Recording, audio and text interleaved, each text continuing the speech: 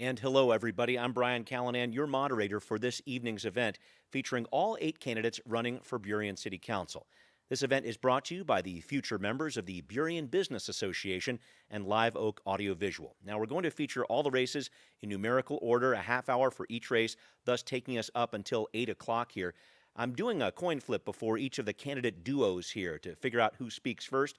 You'll hear about that. The person who speaks first will not get the last word tonight with these duos. Also, I should point out the candidates will have a minute and a half to answer a series of questions developed by members of the Burien business community, which the candidates have seen ahead of time.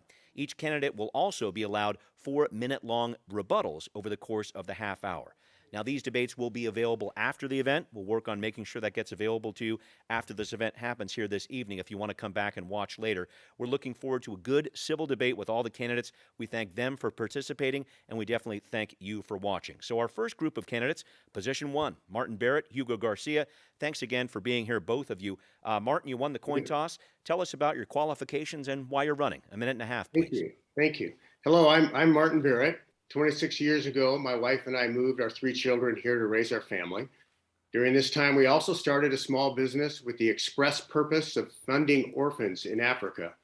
It is now a successful premium corporate gift company, supporting, among other causes, homelessness, veterans, and children in need. I believe Burien is meant to be the gem of the Sound, the best place to raise a family, start a business, immigrate to, and thrive through the generations.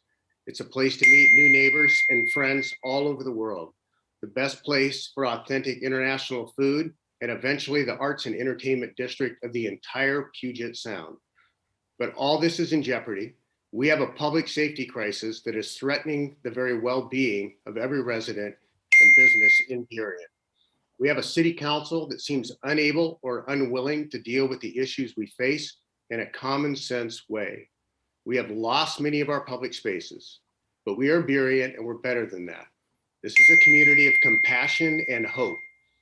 When I helped transform Burien many years ago, these were the ideals in mind, and we can do better. I've been to over 8,000 doors in this campaign. I've listened to your voice. Your priorities are my guide.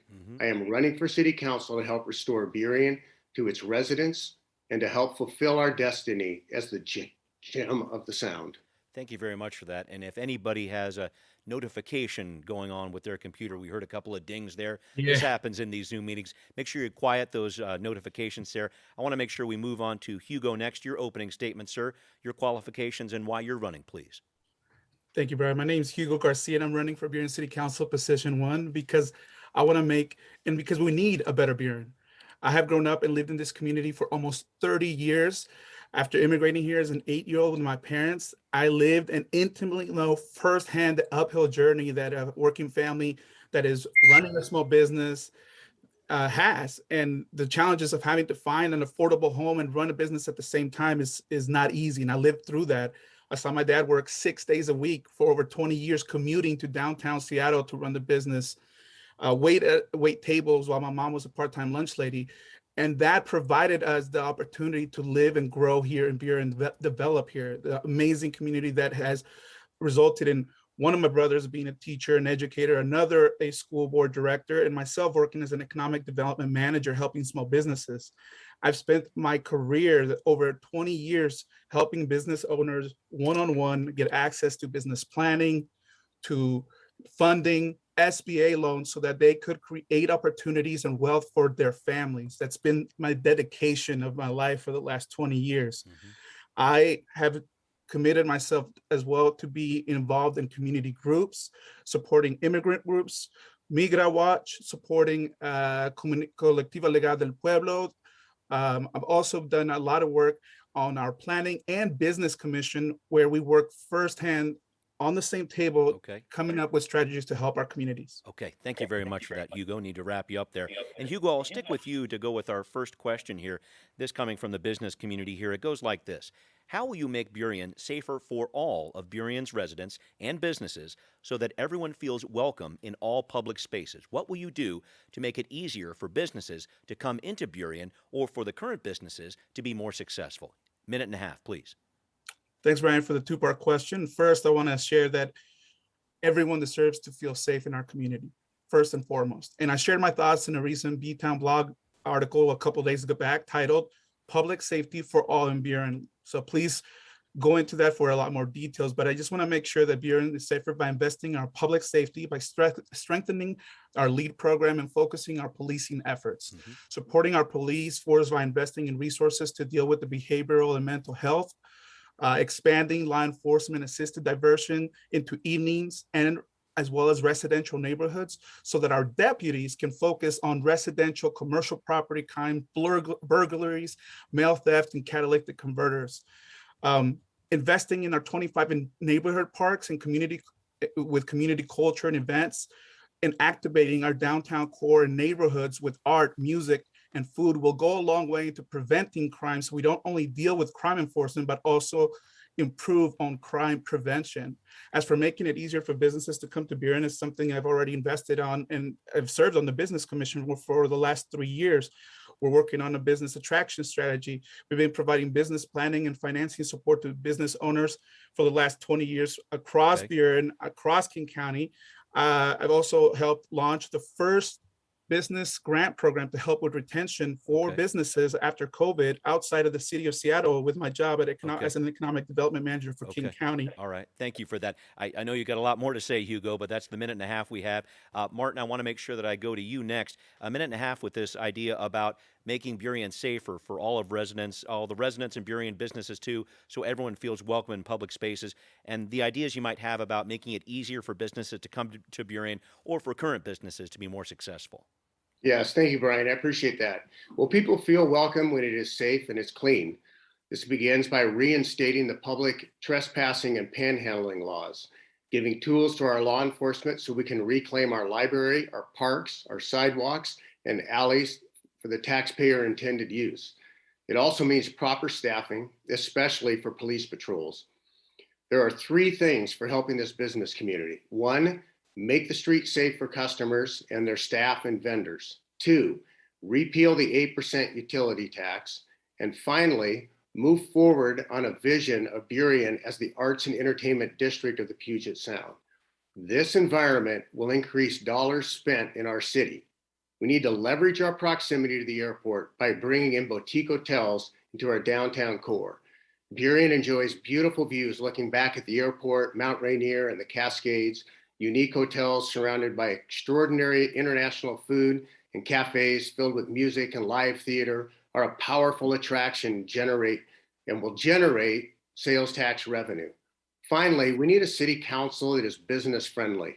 They should work to cut bureaucracy and burdens that are hard on small businesses and doubly so on minority owners. We should streamline every process and allow the growth of our small businesses. Okay. Thank you very much for that. Hugo, I don't know if you had anything you wanted to say to that. I know Martin was talking about repealing some taxes. Anything you wanted to bring out with regard to what your opponent was saying there?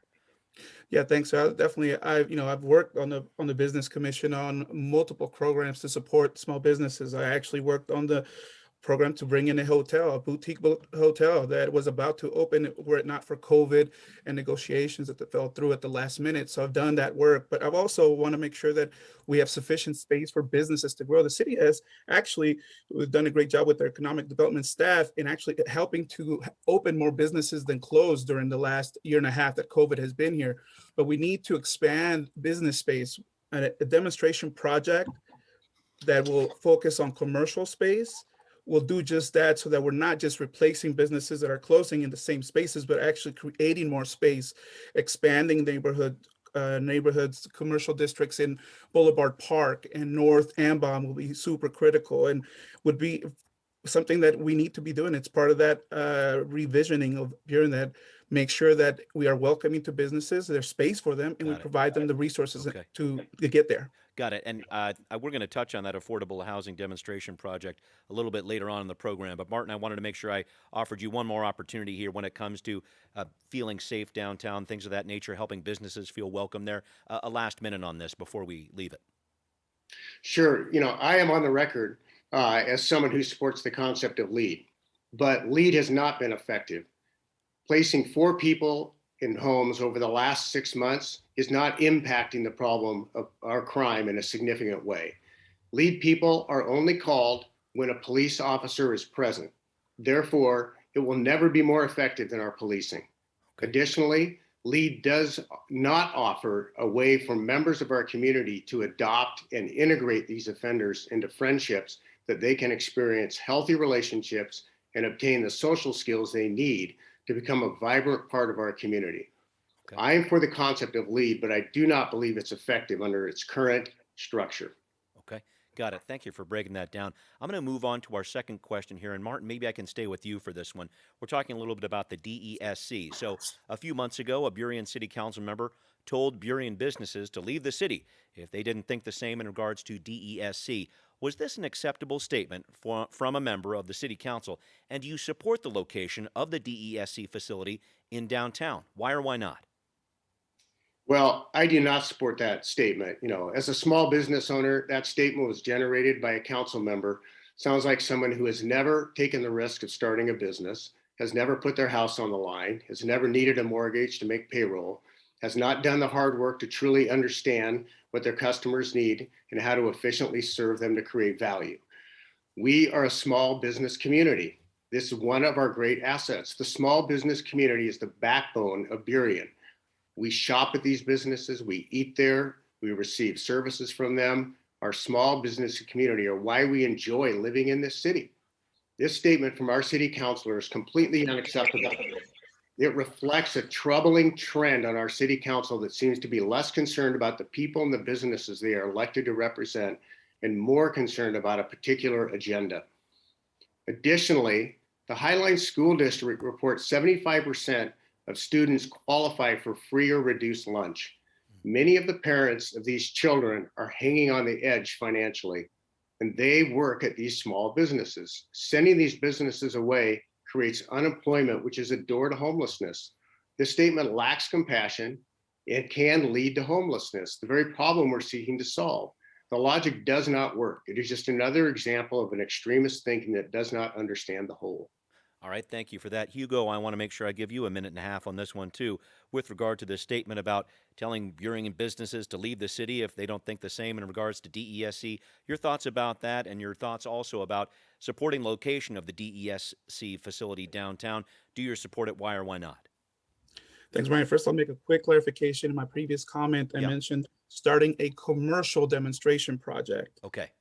So it wasn't the affordable one. It was Thank you. starting a Okay. new one for business spaces. Thank you for helping clarify. And then on the double up question here regarding the comments, I'll just start by saying that the Burien local government and our democracy will only succeed when we are all at the table. And I'm sitting at tables on the business commission with business owners who do not support DESC, and I would never tell them to leave the table. So it's unacceptable for me to tell somebody to leave because they don't agree with me. Mm-hmm. I've shown that by actually organizing meetings with the Latino businesses that weren't sure about DESC and bringing in DESC, bringing in city staff to answer questions, to provide Spanish literature, to provide Spanish websites so that they get to their information directly.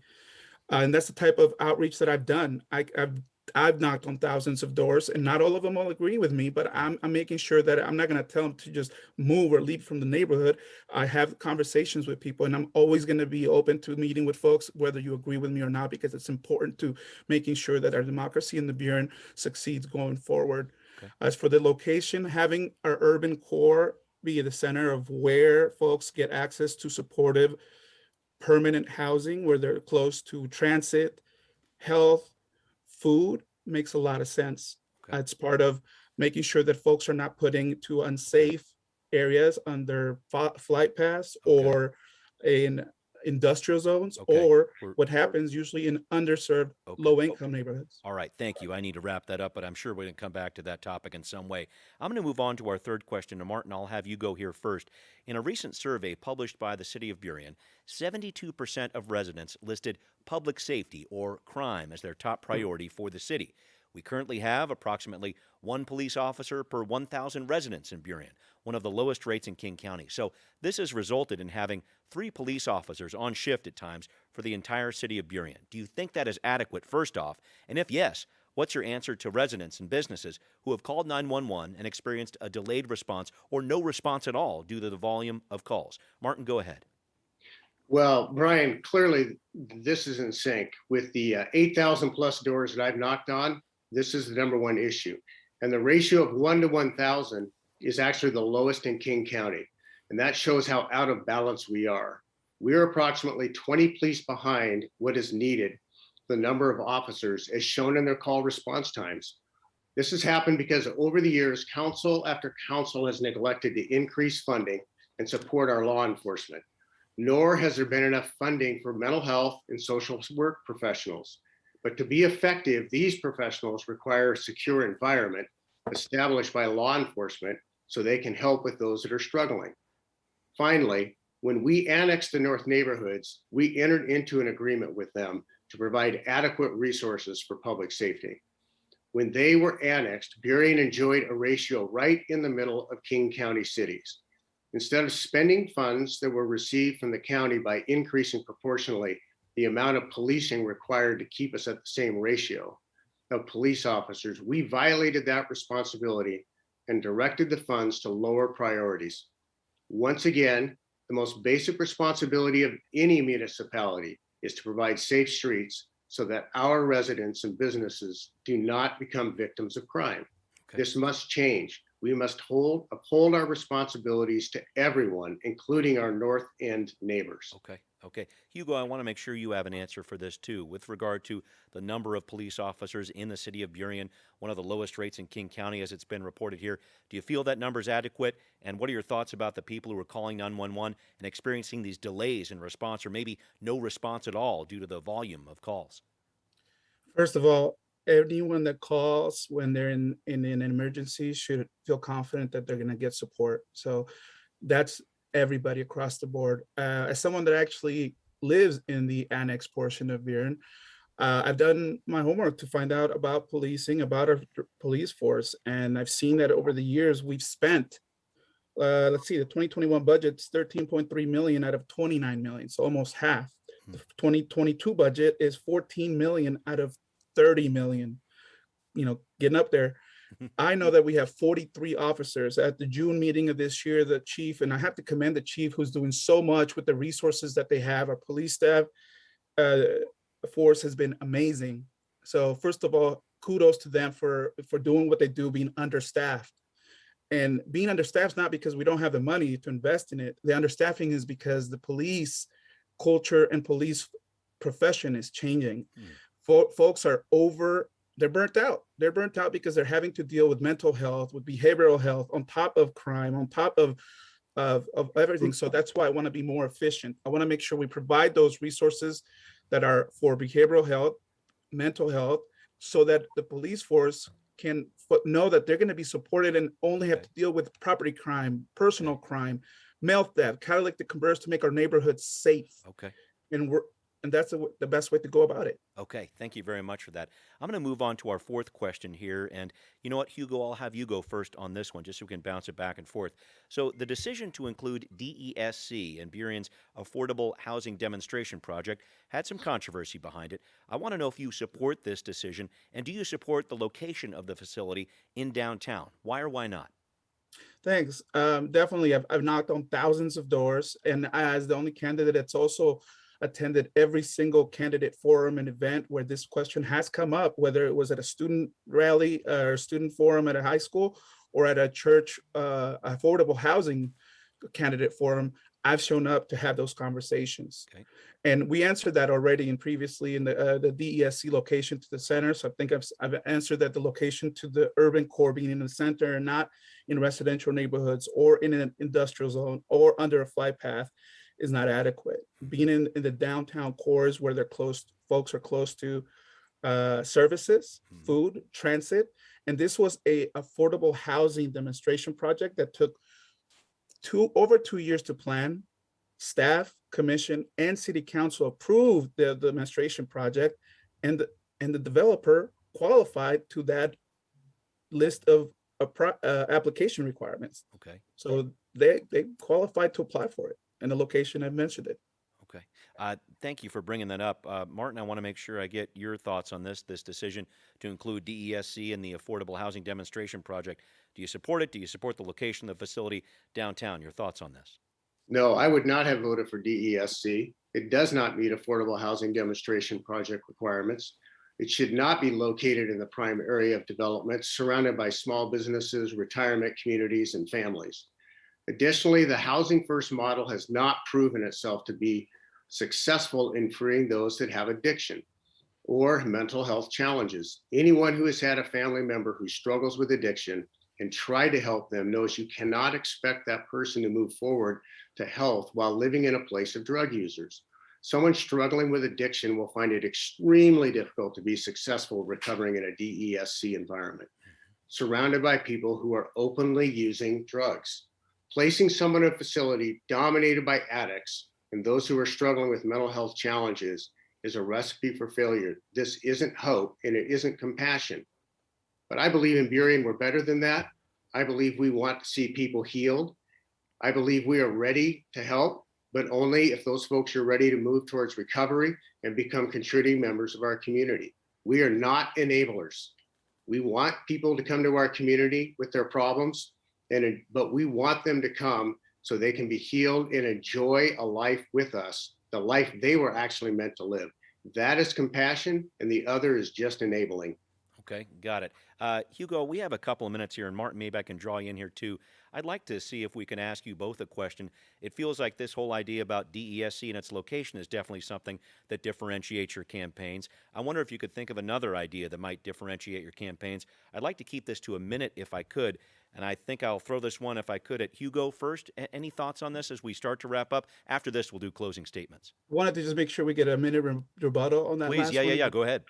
Yeah, I wanted to just reemphasize that the Affordable Housing Demonstration Project and DSC met all the guidelines for that project. So it met them, the city staff, the commission, and the city council all approved them.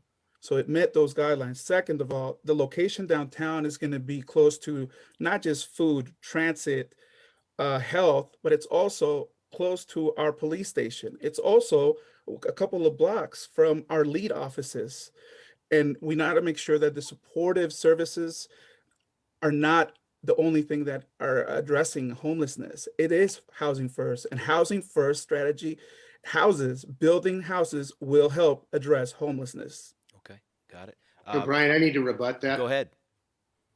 So the person that has known more about the affordable housing demonstration project than anybody else is Nancy Tosta. And Nancy Tosta voted against it and said, no, it does not qualify for the affordable housing demonstration project. So I don't understand how the person who's been closely associated and helped write that whole thing and put it together, somehow that person is not qualified and doesn't understand it. They do. It does not qualify for affordable housing. It does not fit the definitions. Majority, I know, of the council did approve it. I know we need to get close to wrap-up statements here, but I wondered if there was anything else that differentiates the two candidates here that we could touch on quickly. Hugo, did you have a thought here? Yeah, happy to share. I am the candidate that has shown up, not just at the doors, knocking on thousands of doors, but I also shown up at every candidate forum for our youth. I've shown up twice to the Burien businesses forums. I showed up to the chamber forum, and I've been showing up in the community for the last 5-6 years, having intimately been involved in organizing, being on the planning commission, on the business commission. I didn't just disagree with one or two decisions and started to get involved now. I actually come in with solutions. I come in with ideas and don't just say, I don't like this. And I have the track record to deploy said ideas and solutions as an economic development manager for King County, who's had 20+ years experience helping businesses get access to capital, as an immigrant that grew up in a Latino household. I'm the best candidate for Burien Position Council 1. Hold some of those thoughts for a closing statement. Martin, I'm going to give you a minute in terms of something that differentiates you from your opponent. I wanted to touch on that briefly. Well, I appreciate the fact that Hugo's done some things in terms of banking, but I will tell you as a businessman, there's a big difference between a banker and a businessman. There's a big difference when you're the one that actually has to put it on the line in order to create jobs. It's different when you're the one that has to stay up all night trying to figure out how you're going to make payroll. It's different when you're the one that has to figure out how to actually create value. Those are the things that someone who's actually been in the field understands it. And if we're a small business community, We need someone who actually understands small business, has been in small business, values what that looks like. Mm-hmm. In regards to not being at these other debates, I've been to 8,000 doors. Mm-hmm. I don't know what kind of accessibility people think that is or is not, Okay. but I'm far more concerned about listening to what someone says on a porch and the Okay. questions they have to ask. Okay. That seems accessible to me. Okay. Okay. Got it. It's closing statement time. I can give you a minute and a half. And Martin, you'll go first, and Hugo, you'll get the last word. Martin, go ahead. So in this election, the choice could not be more clear. Do you want to fulfill, or do you want to continue the road that we are on, or do you want to fulfill the destiny of Burien as the best place to live in the Puget Sound? Many on the current council have extreme views, so extreme that a longtime council member, self-described as a liberal, is now too moderate. Unfortunately, many of the candidates running this year share the same views. We need to return to some sort of balance on the city council. We need more than one single point of view in these discussions. Burien incorporated in 1993 to develop its own identity and stop being the dumping ground of Seattle and King County problems. It was intended that decisions would be made solely on what's best for Burien. However, Seattle and the county have figured out that they can still control Burien by placing their people on the council and promoting agendas against such as the DESC. I am not endorsed by any party. I turn down all endorsements other than the firefighters. I do not work for, nor am I dependent upon another government authority like King County. I have no conflict of interest. My loyalty is to Burien and to Burien alone. Okay. I want to see Burien fulfill its destiny and be the best place to live as the gem of the Sound. All right, thank you. I'm asking for your vote to be on the council so we together can fulfill the vision and the destiny of Burien. Thank you, Martin. Closing statement, Hugo. I can give you a minute and a half, and then we'll wrap this up. Thank you. I've been doing the work. I was raised by Burien. I've been here for 30 years before it was annexed, before it became a city. I've lived through that change. I've invested in helping business owners one-on-one get through the difficulties of not just COVID, but financial crisis, the banking crisis, helping folks directly, like Little Chicken Burger, make sure that he applied for grant programs, making sure that staff connected with Hector Colchon or Kike's Cafe. I've been doing that already. I've been doing it, and I will continue to do it. I am your best, most experienced candidate on policy, on finance, small business. And I grew up here. Like, I've been here since I was a kid. So I'm invested. I'm beyond invested because I want to make sure that families like mine that grew up on the salary of a waiter and a part-time lunch lady are able to still afford to live here. I don't think a waiter or lunch lady could raise a family of three today in Burien, to be honest. But I know one thing, they're going to be much more likely to afford to live here if we have leadership that has that lived experience. Okay. I am your best candidate for Burien City Council Position 1 and hope to earn your vote to steward our city forward. Thank you. Right. Thank you, Hugo. Thank you, Martin, both for your input there. And we'll be right back with our forum featuring more candidates here, the candidates for Position 3. We'll be right back.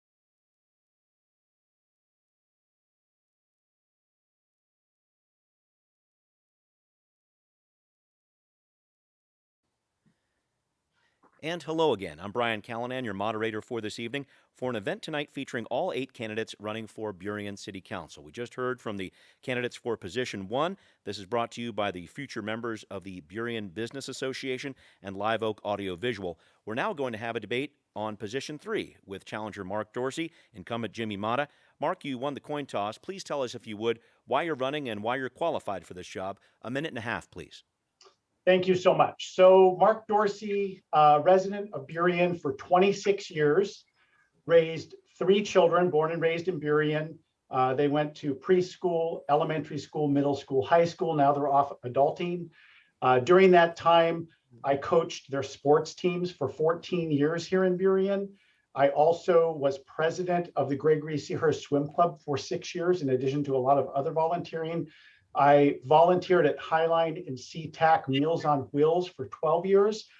The reason why I tell you that is that I have been invested in Burien since I've been here, because that's what you do as a community member. And that was long before I decided to run for city council. Secondly, as far as business goes, I founded 2 companies. I'm an entrepreneur. I also am an active executive mentor at a tech company in Seattle. So tech companies come to us and they ask us to help them become the next Google and make millions of dollars. And we have them come through our program and we challenge them to tell a cogent story. So we have to have them validate all of their assumptions. So how that serves me in my run for city council is that we're used to asking a lot of questions and turning over a lot of stones and validating these assumptions that are made, and we can usually make some pretty good calculated assumptions based on our business acumen. So that's the 2 great skills that I bring to the table for Burien City Council. Thank you very much. Jimmy, your opening statement, minute and a half, please. All right, thank you very much. My name is Jimmy Mata, currently serving as the mayor of the city of Burien. And 4 years ago, I ran because I wanted to make a difference. And I'm running again because I want to still make a difference, because there's some work that needs to be done. You know, I as well have 2 children. Both my children graduated here in the Highline School District. Both of them graduated from Razorback Aviation. My daughter was born in Burien. I moved to this community where we didn't have schools for our children, and we had to make sure that we invested in their school as residents do. I've been very involved in soccer with my son. I made sure that I've seen some of the children in our community go from grade school, from where my son went to Hazel Valley to Sylvester Middle School, right to aviation. I'm also a business owner in the community. I wanted to invest my money in the city of Burien, and that's where I've opened up my business. And we've done some great work here in this community, and want to continue to build on the work that we'll be sharing as we go through this evening. Thank you. Thank you very much for that. And we have a number of questions that have been developed by the future members of the Burien Business Association. I'll be asking those questions. The candidates will give minute and a half answers to that. I'm also letting the candidates have 4 rebuttal moments during this half hour that we'll be with them. They can use those 1-minute rebuttals wherever they'd like to, so we'll see how that plays out. I may ask some clarifying questions along the way as well. I'll start with this first question here, and I will direct this to you first, Jimmy, if we could. The decision to include DESC in Burien's Affordable Housing Demonstration Project had some controversy behind it. Do you support this decision, and do you support the location of the facility in downtown? Why or why not? Well, I definitely want to tell you that this was a tough decision. You can see why we're here today, but I do support it. We are providing life-saving measures to most of the vulnerable community in our community. It's easy to say what we were going to do, but at the end of the day, it's with the complex regional issue that's confronting our community. When I think about this facility, I think about beds for veterans. We've been in war in Afghanistan for 20 years, and we have our vets on our streets. I also look at this particular project as being able to make sure that we're helping those chronically homeless individuals in our community. On top of that, being the leaders in the county. We have a place in this county as the leadership in this county and in the state. As you can see now with the changes in state law, we have led when it comes to the LEAD program, and we'll talk about that in the near future here. Okay.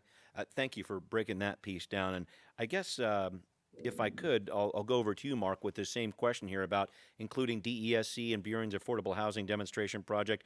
Your thoughts about that decision? Do you support the location of this facility in downtown, and why or why not? Sure. So again, I want to share that I volunteered for Highline Meals on Wheels and SeaTac Meals on Wheels for 12 years. I also volunteered for Capitol Hill's Union Gospel Mission for 6 years. So I'm very familiar with this demographic.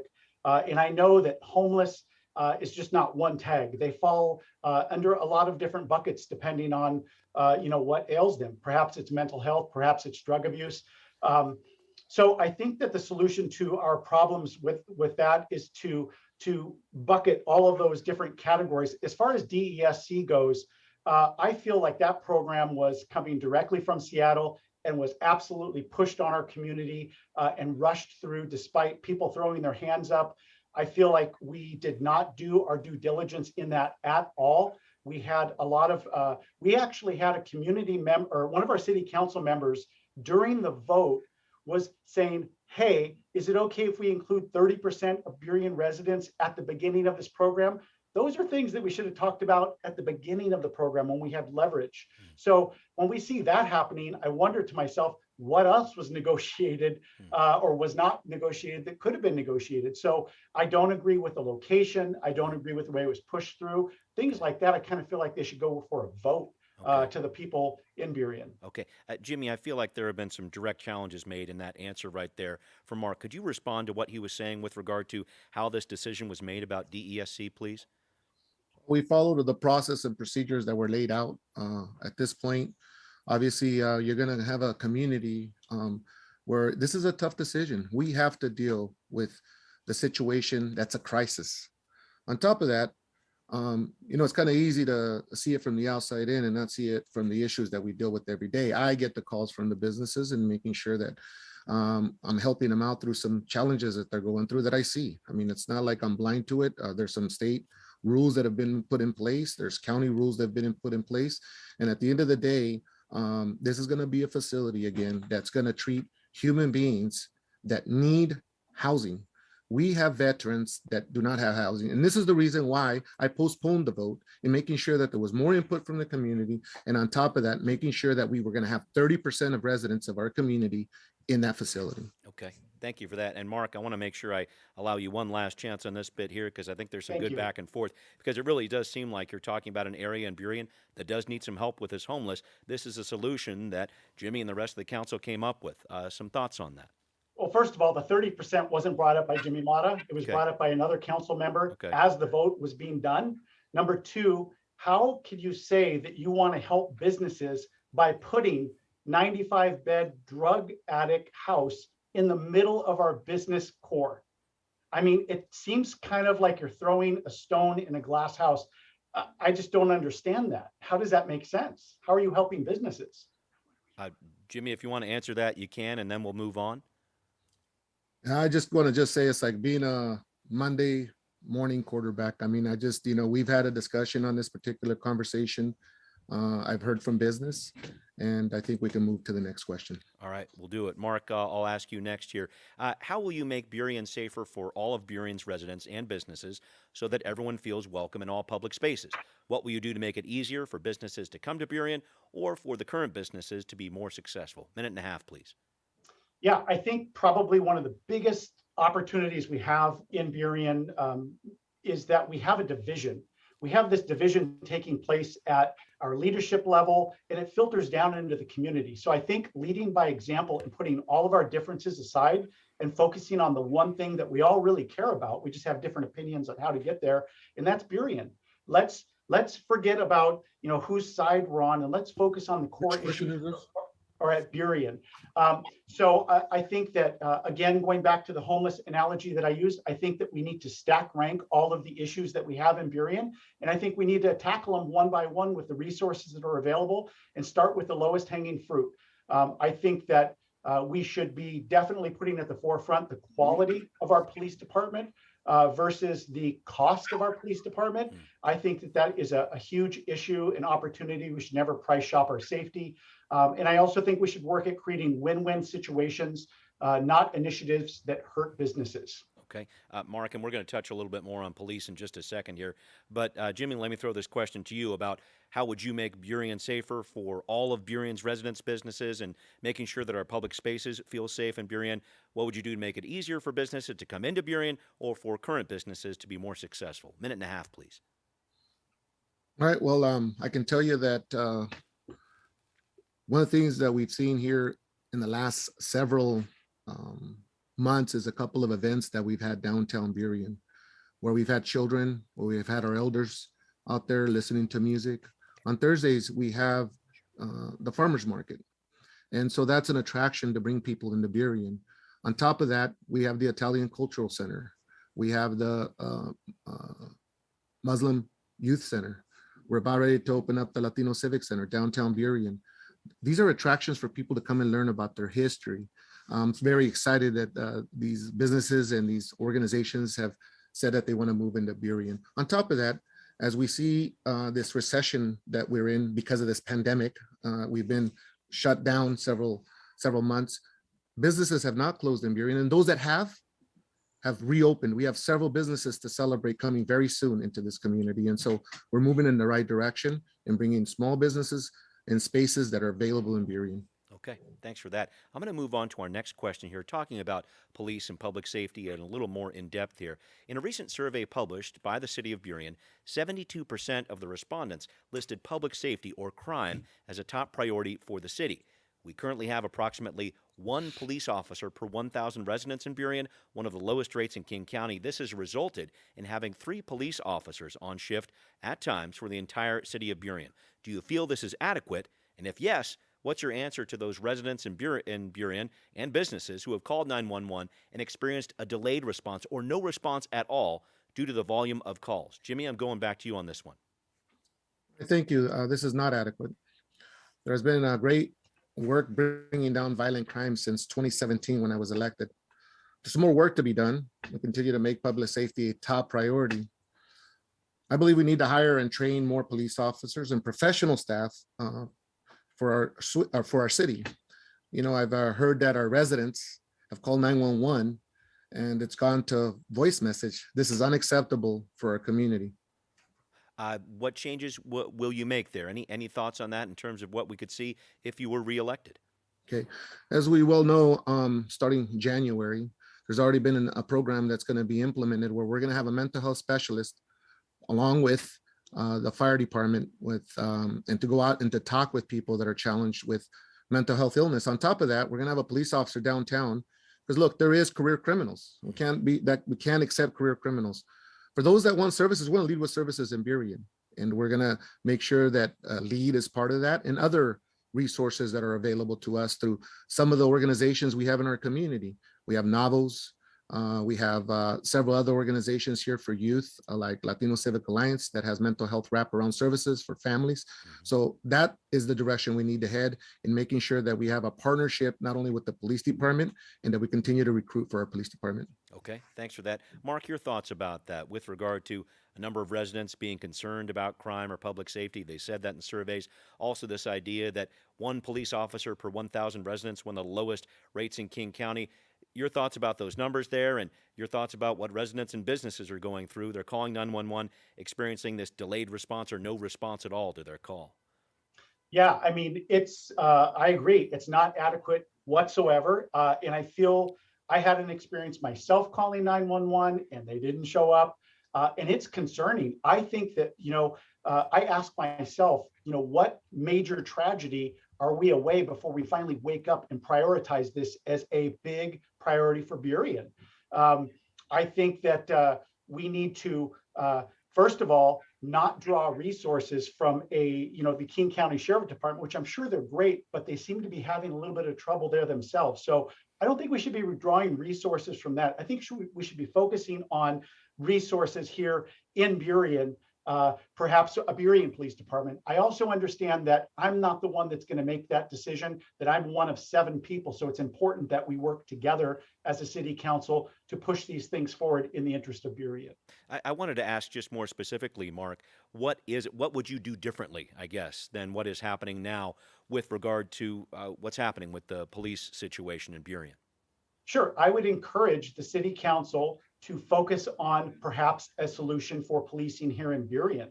I think short term, we need to definitely put a lot more resources towards officers here in Burien if we get those from King County. But I think long term, I think Burien's going to be better off if we focus on the quality of our policing and not the cost. And I think that the quality of our policing can be controlled a lot better if we have police department here in Burien. Okay, thank you for that. I'm going to move on to another question here, if I could.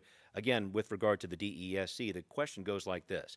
A few months ago, a Burien City Council member told Burien businesses to leave the city if they did not think the same in regards to DESC. Was this an acceptable statement from a member of the City Council, and do you support the location of the DES facility in downtown? Why or why not? Mark, I'll start with you, please. Yeah, obviously, no, that's not a very good comment for a city council member. And when I hear something like that, it kind of gets me a little concerned of what's going on that we haven't seen or that we haven't heard. So that's concerning.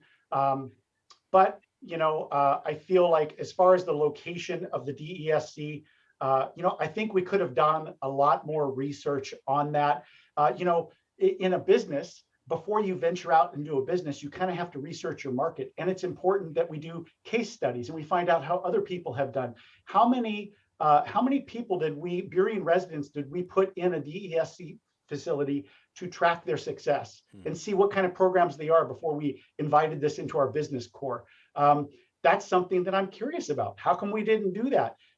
What other research did we do with respect to Burien as far as what that impact is going to be on the businesses, so that we're not doing things in a reactive way, we're doing it proactively. Parking, you know, them reacting to the parking after the fact. Okay. Mark, can I follow up on one piece here? Let's say you were elected and you did have the decision with regard to where to place DESC. If it's not downtown, it would be some neighborhood potentially in Burien. What would you tell that neighborhood? I think I would do a lot of research and I'd probably turn the vote over to the community. And I would say, here's our options.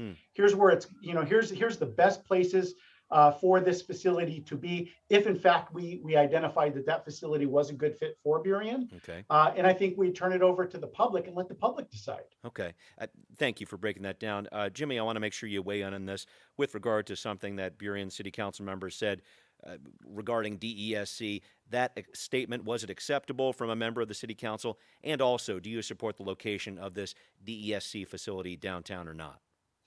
Well, I can tell you that as an American, I believe in freedom of speech. Okay. But simply an unacceptable statement. As a council member, right, as a mayor, I have the duty to represent all residents, even those who I disagree with. You know, this is what I always tell our residents: these streets aren't Democrat streets, they're not Republican streets, they're Burien streets, they're our streets. It doesn't matter if you're black, brown, white, rich, not rich, working class. And so to me, it's very important that we all continue to be at the table, that we don't become the Seattle where people have left the table and people are screaming at each other. That's not the Burien that we want to build. We want to build a Burien where small business can sit at the table and say, hey, what can we do here? You know, we're not always going to agree.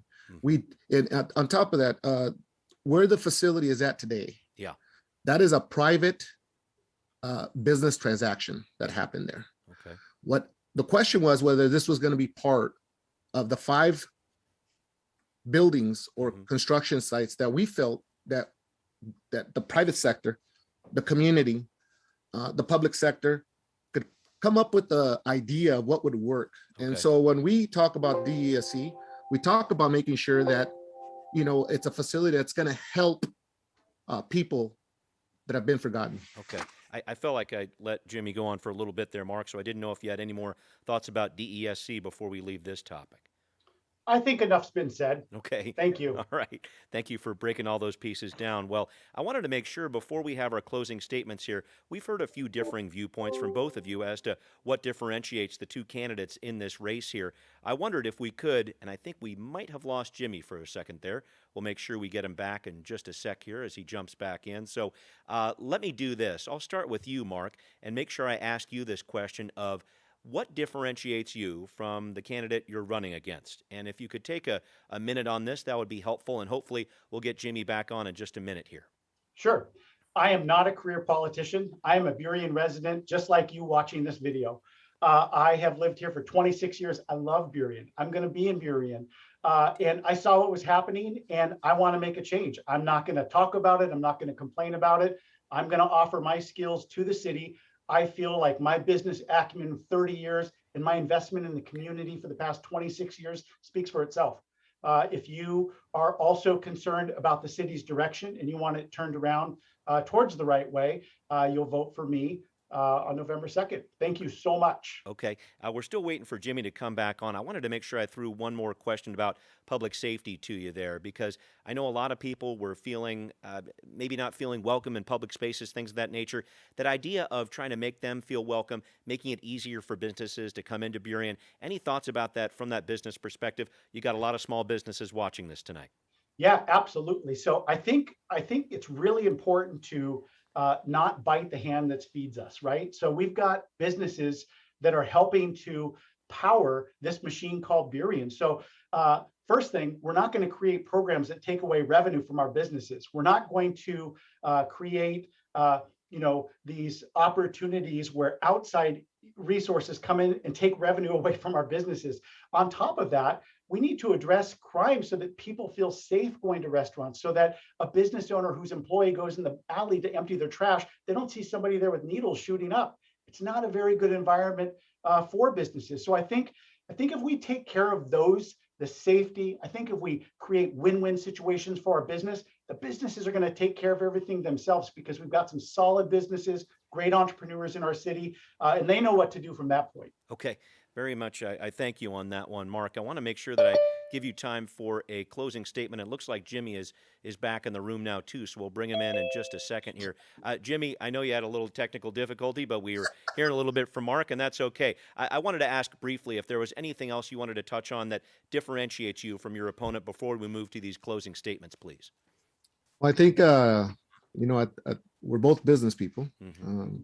I think on top of that, we both love Burien. I love Burien. This is where my daughter was born. This is where I want to make sure that I retire. On top of that, I do care about where my business is at. So my business is here in Burien. I know Darcy, your business is in another city. On top of that, I also think that how we're going to be looking at homelessness, nobody has the answer across the country. We have led as a city on other small cities in Washington State. Here today, you have to have somewhat kind of a lead program to be able to arrest people and to be able to move forward. So we were visionaries of this for quite a while. On top of that, we understand that we're building a community where it's going to be an art district, a community where we're going to celebrate everybody's backgrounds and celebrations. This community is a beautiful, vibrant Burien, where we're foodie paradise, where people are coming specifically to Burien to come and dine. Okay, thank you very much for that. It's closing statement time. I can give you each a minute and a half. And Mark, we will start with you, please. Yeah, so I just want to touch on, I'll use part of my closing statement to touch on one of Jimmy's comments. If we say that we have problems that are just like everybody else's in the United States, then we're really missing the opportunity of what's here in Burien, right?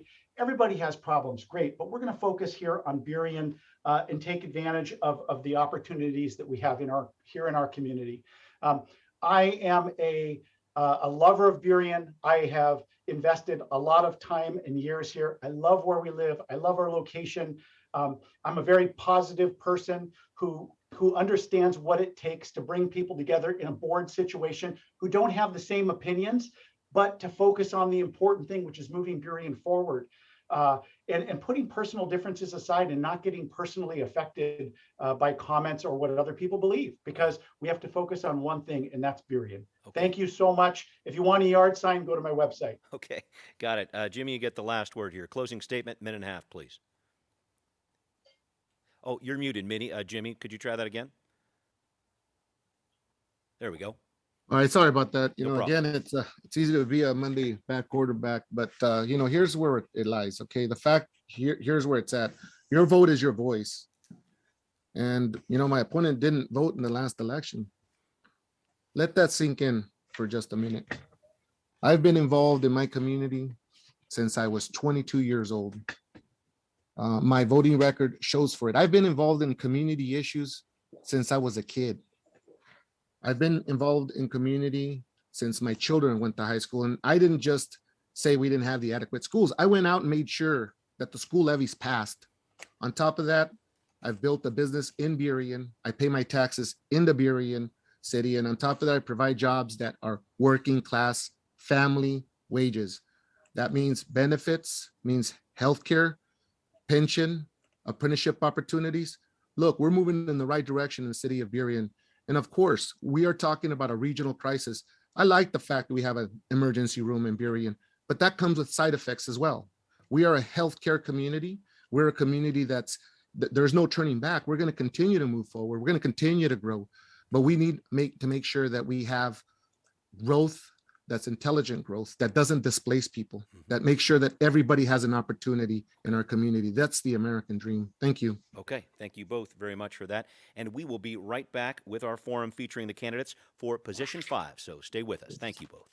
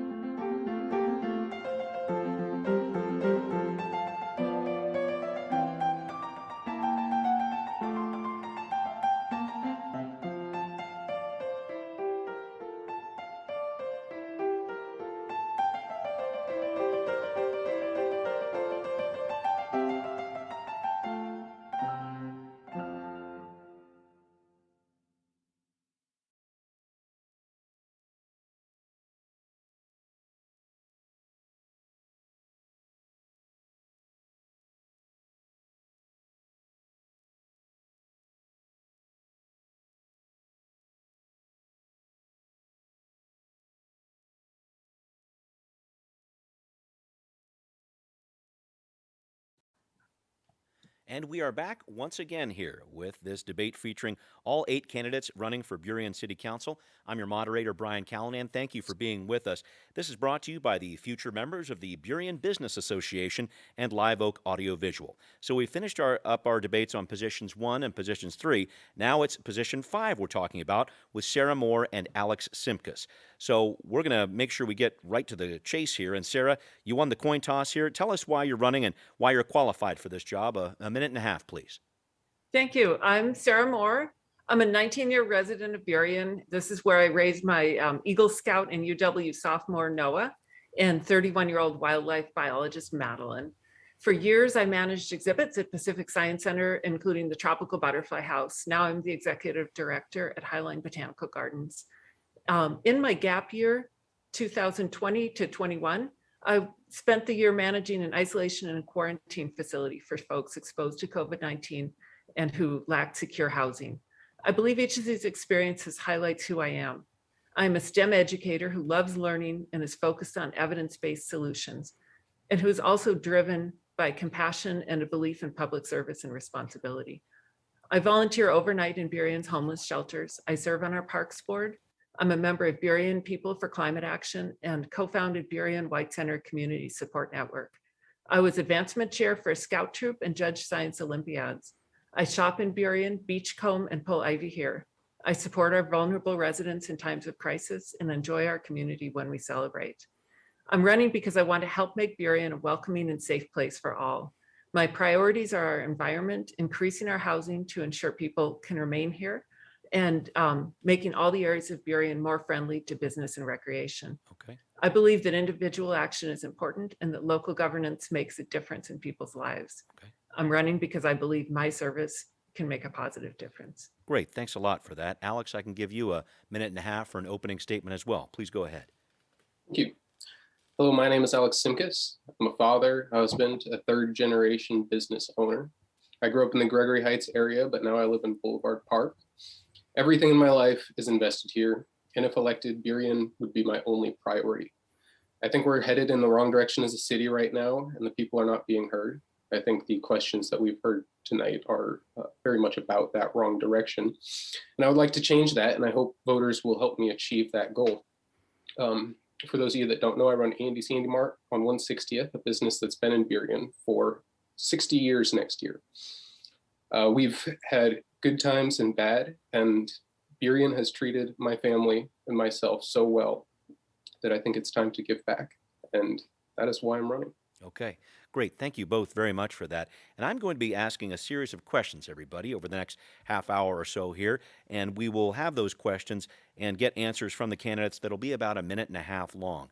As we go through here, if there's a point that you want to debate, talk about, offer a rebuttal for, I'll give you 4 one-minute rebuttal chances throughout our session here. So thanks again for those opening statements. And maybe I can start with you, Alex, on this first question here. It goes like this. So how will you make Burien safer for all of Burien's residents and businesses so that everyone feels welcome in all public spaces? What will you do to make it easier for businesses to come into Burien or make current businesses be more successful? I can give you a minute and a half, please. All right. So we have a 2-part question. First, how will we make people feel safe? Well, given the number one concern of our residents and businesses alike, which is crime and public safety, these issues need to be addressed first. Our city needs to address the lack of resources for police so they can effectively do their jobs. Well, the state has made it difficult over the last year to curb things like drug crime. More officers are always an effective deterrent. On my business property, I see violent crime and drug crime. I see drug crime multiple times every day. Unfortunately, responding officers can rarely do more than move people along, and oftentimes they don't get there in time. Drug crime, specifically heroin use, is plaguing our city and also many other cities around the country. Heroin destroys the life of the user and everyone around them, and we need to stop pretending that allowing people to kill themselves slowly is compassionate and deter this behavior. I think that will be the number one thing to help people make safe. As for the second part of the question, new businesses in Burien face many challenges. Startup costs are high, regulation is overwhelming, and there is generally a ton of personal risk in time and money. Even though all of these problems are considerable, local businesses in Burien have made it clear that crime is still the greatest concern. I still think that we need to address the issues I listed first, but why would anyone want to start a business here if we don't address the crime problem? Okay. We live in a unique city because our small businesses, and we should start with the attitude that the customer is always right. Okay. And the customer of the city of Burien is the residents and business owners who have made their lives here. Okay, thank you. I need to cut you off there and make sure I get Sarah in on this question here with regard to making Burien safer and making sure these public spaces are welcome in Burien. What would you do if you were elected to make it easier for businesses to come to Burien or make the businesses that are there right now, help them be more successful? Give you a minute and a half, Sarah. So I'll start with the safety question. And before this meeting started, I looked out the window at the park across the street from me and saw 10 to 15 people playing basketball. That's the kind of activation I'd like to see more of. The more we activate our public spaces with events, arts, lighting, planted spaces, the safer they will be. I joined the Parks Commission to help make this reality possible. And I find it rewarding, but sometimes frustratingly slow process. I encourage others to also get involved in this way. Burien needs to know how all of its communities would like to see our public spaces used. Finding, as Alex said, the customer is right, and finding out how people want to use public spaces is going to be an attractor and bring them to it. I like what the city is already doing to support the LGBTQI+ community and the Latinx communities through our Pride and Fiesta events. I'd like to see more events and outreach lifting up the wonderful communities in our area who have historically been made to feel unsafe, and sharing cultures with the entire city. I think this is a form of safety that is often overlooked. Regarding businesses, I Yeah. hear again and again that affordable childcare and elder care come up as impediments to entrepreneurship. And the people who wish to take risks, start businesses, and provide for their families have trouble with the very basics of who will take care of the kids while they're doing it. This needs to be in every conversation about business and supporting other programming. The city needs to ask how we support those programs. Okay. Am I out of time? A little bit. I'll give you another 15, 20. Go for it.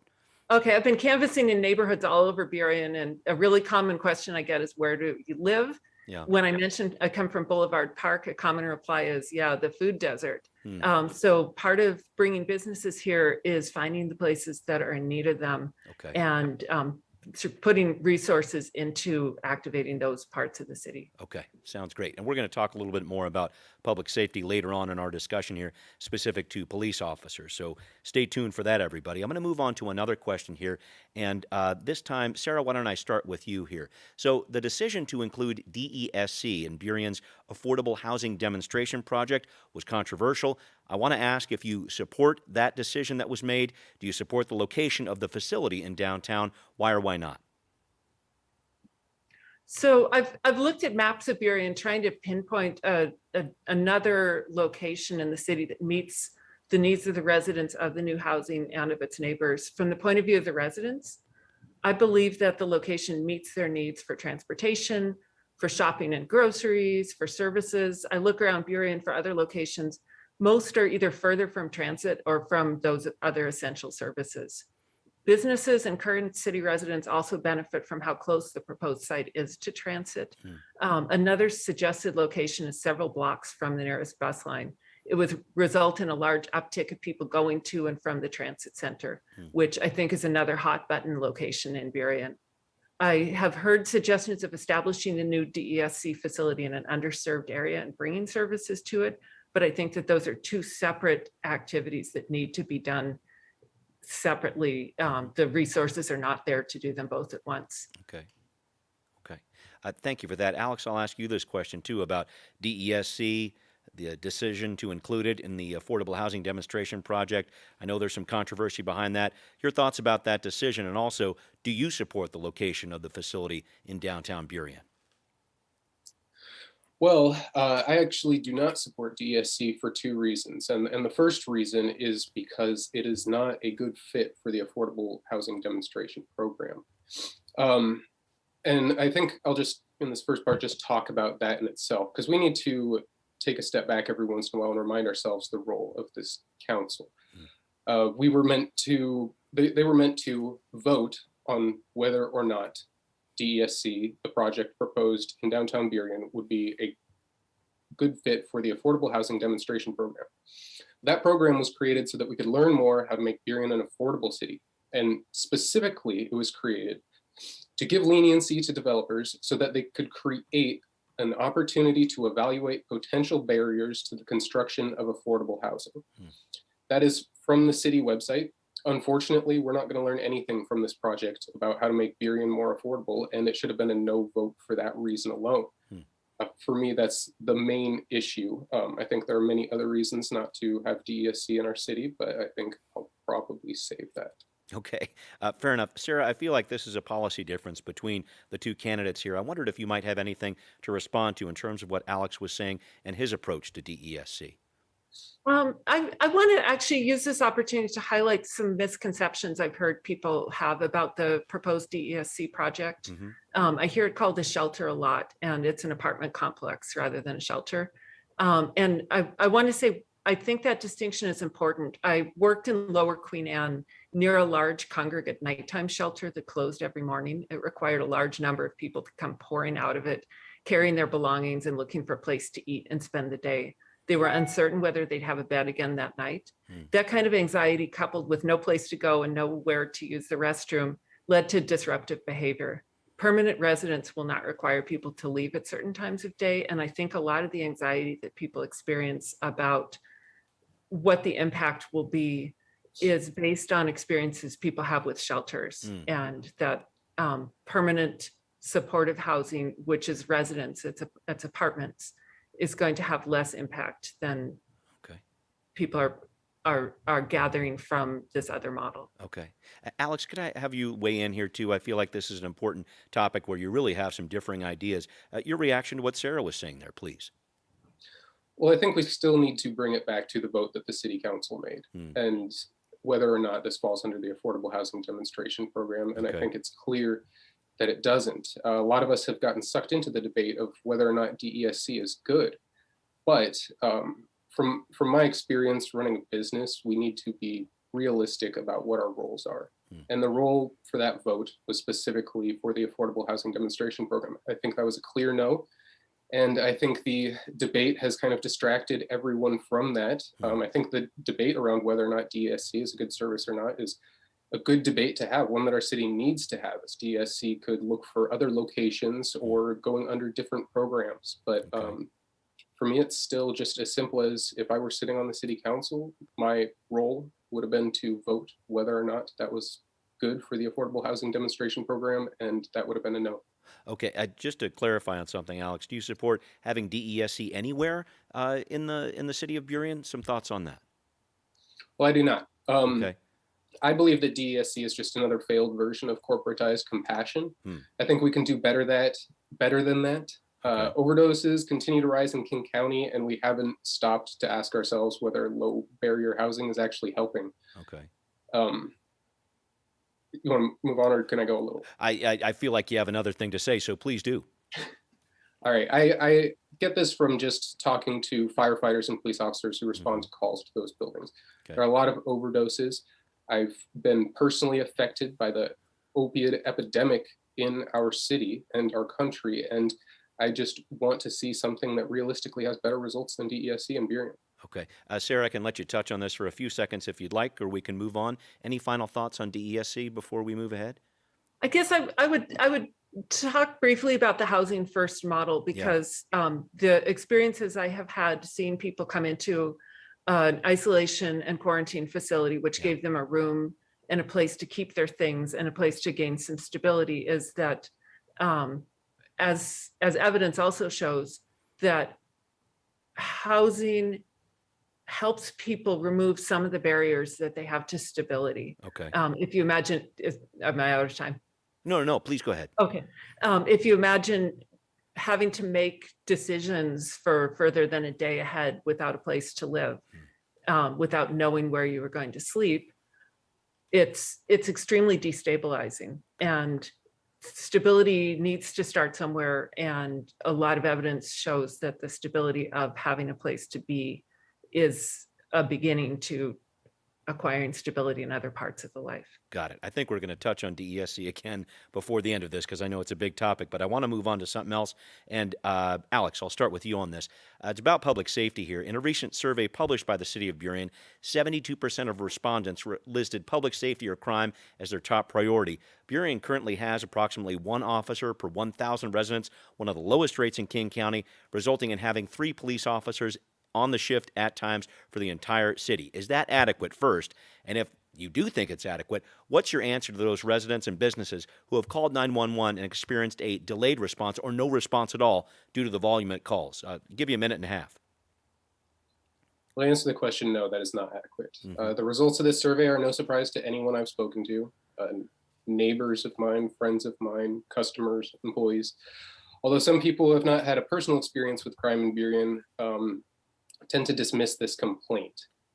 We don't have adequate resources to address this problem right now, and that needs to change. I deal with crime on a daily basis at my business, and over the years, I've reported less and less crime because I know that reporting will likely not result in anything. Our police force is stretched thin. My employees deal with violent confrontations often, and unfortunately, because we have so few officers, the response time is still not quick enough to make it worth their while to call. That's their decision. And they don't feel like it's even worth it. That's absurd, and it creates emboldened criminals and dangerous situations that nobody should be put in. We need to consider every possible option to address this issue, and right now that means more funding for officers. In the future, we'll likely need to consider our own police force, but that's a long process, and it's probably more expensive at the moment. But I think more officers is number one as far as addressing that issue. Got it. Sarah, your thoughts on this? The number of officers in the city of Burien, is it adequate? And also, what do you say to residents and businesses who are calling 911, experiencing a delayed response, maybe no response at all due to the volume of calls out there? Every 911 call deserves a timely response.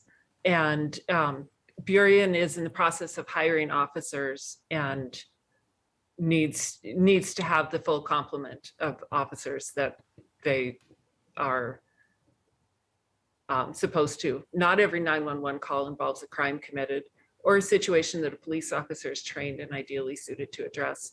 This is why I will advocate for a broad scope of responses to the very different types of emergency that arise in our city. Theft, violent and property crimes are unacceptable, and so are criminalizing poverty and failing to de-escalate and provide services for people in crisis. And neither is acceptable as failing to provide accessible after-school activities that not only keep youth active, but build their capacity to believe in and prepare for their own economic futures. Some crimes, such as mail and catalytic converter theft, are rarely spotted and rarely in time to be prevented by police intervention. And that leads to what Alex talked about. I wish we had talked more because we agree on a lot of things. It leads to people underreporting because nothing happens. Reporting such crimes does help. It does matter because they are often the work of the same small group of people, and police need information to identify them. We need a robust program to highlight for our community the use of non-emergency calls to keep police informed and able to do the behind the scenes connecting of dots that is so much of what they do. Sarah, can I jump in here just to try to hone in on this point? It sounds like you're talking about maybe some other programs rather than having armed officers on the street or whatever else to deal with public safety. This is a big debate that's going on around the whole country here. What are you talking about in terms of what that could mean for Burien, what you would bring to the table if you were elected when it comes to public safety and other alternatives beyond police?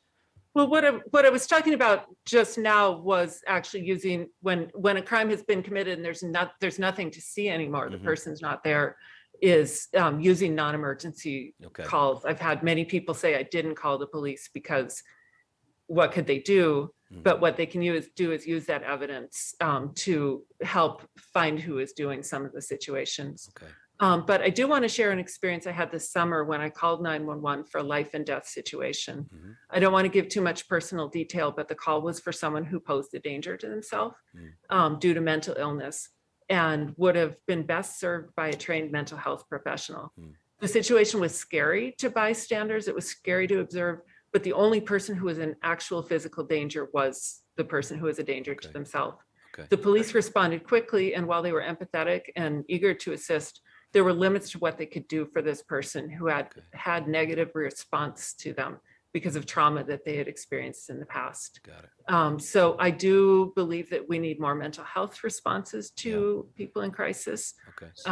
We need to expand our LEAD program, not only to expand what it can do, but to expand its reach into the community so that it is something community members and not only law enforcement can bring up when there's someone they think is a good candidate for it. Got it. Alex, I want to make sure you jump on this because this is something, crime that's affected you and your business personally. When you hear about some of these alternatives, LEAD, other ideas here other than police, or in addition to police, I guess I would say, your thoughts about that? I know you've been calling for more officers. What do you think about some of these alternative programs? I'm for every alternative program we can get to take the pressure off the officers. The issue is crime. And so being a results-based person, if we can reduce crime, if we can reduce crime by giving officers more time to respond to calls that they're more needed at, by having other services deal with things where an officer is not necessarily needed, that's great. But I still see a lot of crime that requires a police officer. And I think that we need to have funding for more officers. We need to bring more officers to Burien because police officers are a better deterrent to crime than anything else on my business property. Got it. Thank you. Final question here, and Sarah, I'll start with you here. A few months ago, a Burien City Council member told Burien businesses to leave the city if they didn't think the same in regards to DESC. Was this an acceptable statement from a member of the City Council? And also, if you want to touch one more time on supporting location, the DESC facility downtown, why or why not? Let's cover those two pieces, please. A short answer without knowing the full context of that quote. my answer would be no, this is not something I would say, and it's not something that I think, it's not how I think about the business community. To expand a little, I believe, if I believe in a program such as the DESC, for me, part of believing it is wanting business owners to stay and to be pleasantly surprised and happy with how our city thrives when previously unhoused individuals move into permanent supportive housing. So far from encouraging people to leave, I would say stick around and stick around and see if the outcome is perhaps more positive than you had thought. I believe that when folks in the most precarious situations are safer, we're all safer and we're all more prosperous. I respect the time and resources that each small business owner has personally invested in Burien. I don't believe that constant turnover of business benefits our city. I appreciate the impact that such decisions would have on business owners and on their employees. Okay. Alex, some thoughts about this, about what that council member said about telling businesses to leave the city if they didn't think the same with regards to DESC for one. And then just your thoughts, final thoughts about DESC being downtown. I know you've touched on that, but let's wrap up this topic. Well, as far as the comment goes, I think that's absurd and the council member should be ashamed. The role of government is to serve the people. Sometimes opinions are going to differ, but telling someone they essentially don't belong in our city if they have a differing opinion is childish and ridiculous. I'd hope that in the future we can have a city council that respects those that choose to invest their lives in our city, regardless of differing opinions. And that's all I have to say about that. Okay. I think it's pretty simple. As far as DESC goes, I think Burien can do better than DESC. I have spoken to a lot of people who have dealt with the DESC projects that are already established, and I don't think that we're going to see a positive outcome if this project goes through. I think that it's going to put a lot of pressure on businesses, and a lot of businesses are so concerned that they're already planning on leaving. So I hope that we can not have DESC still, even though that vote's been done, and I'm very much against it. I'd like to see it stopped. Okay. I want to see if I can add one more minute for each of you here and maybe ask you something that differentiates you as candidates. We've heard a little bit about this, but Alex, can I give you a minute? What differentiates you from your opponent in this race here in terms of making that distinction for voters out there? Well, if I reference your question, that 72% of respondents list public safety and crime as their top priority. I think, I agree with Sarah on a few things as far as getting other services here, but I think I am very police focused. I deal with the police a lot, and they are extremely professional and helpful every time I deal with them. And so I just think that is number one. And then I suppose that the other main issue in this election has been the discussion of DESC, and I think we're very different, if I'm not mistaken, on that.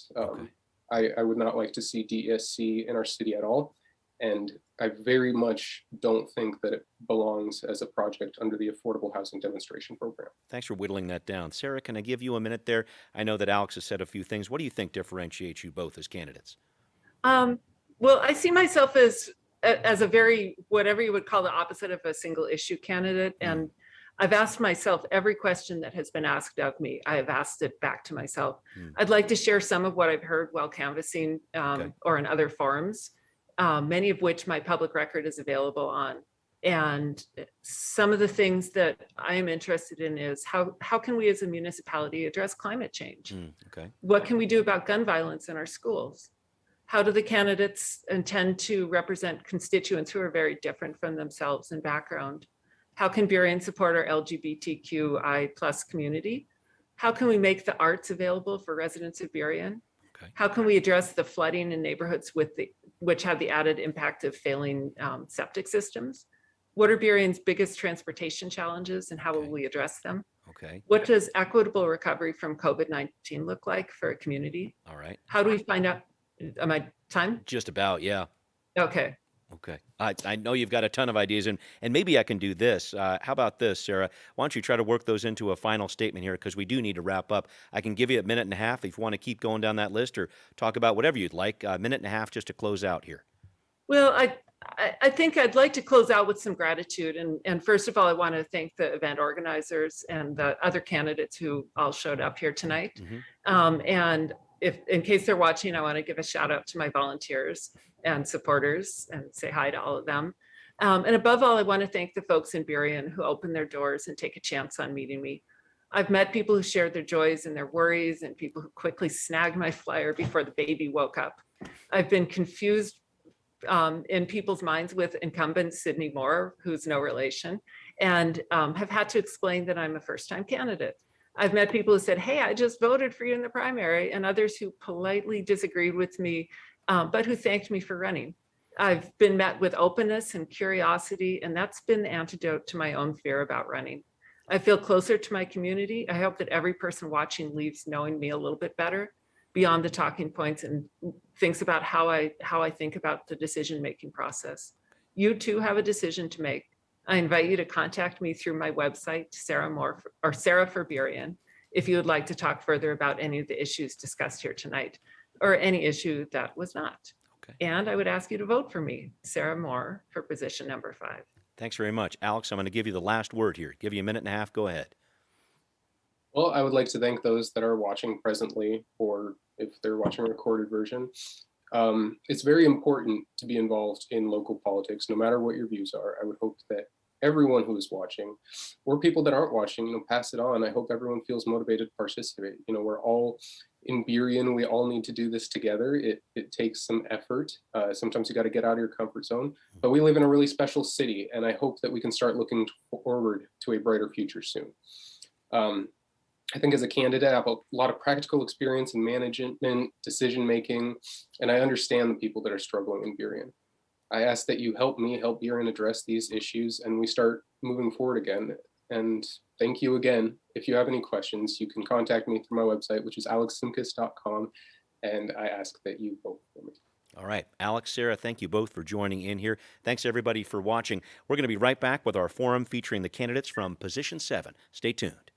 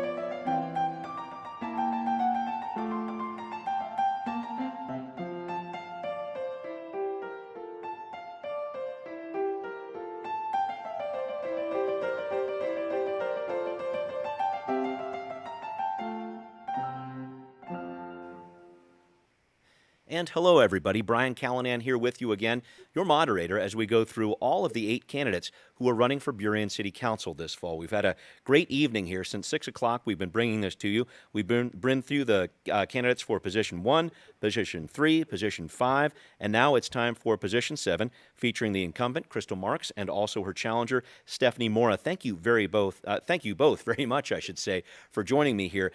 We had a coin toss before here. Crystal, you won that coin toss, so you'll be speaking first. An opening statement, if you could, a minute and a half. Sure. Thank you very much. Well, my name is Crystal Marks. My pronouns are she and her, and I have been a Burien City Council member since 2017 and deputy mayor since 2019. Professionally, I have worked in nonprofits for a little over a decade, and I'm the current executive director of Seattle Pride, where I work full time. I'm a member of the LGBTQIA+ community as an out bisexual woman, as well as the wife and caregiver to an Army combat veteran whom I married at our home in Boulevard Park, directly under the flight path. I'm a lifelong renter who knows what it's like to not only not be able to afford buying our home, but also what it's like to experience homelessness and a desire to find someplace safe to sleep. Finally, I'm a Highline School District mom to 4 kids, one of whom is transgender, and I'm proud to have been endorsed by the teachers of our city. I'm running to build upon the successes that we have been able to achieve over the last 4 years in tenant protections, public safety diversion programs, and engaging community members who previously didn't have a voice in decision-making. I also believe that we have to have regional solutions for the regional problems that we're facing, such as homelessness, gang and gun violence, and a lack of affordable housing, not further isolate ourselves with a Burien-only attitude that only causes us to be reactionary instead of proactive. All right, thank you for that. Stephanie, opening statement time for you. I can give you a minute and a half. Please go ahead. Hi, thank you. My name is Stephanie Mora. I've been a part of Burien for 21 years now. 11 years ago, I married my best friend, and we now have 4 kids.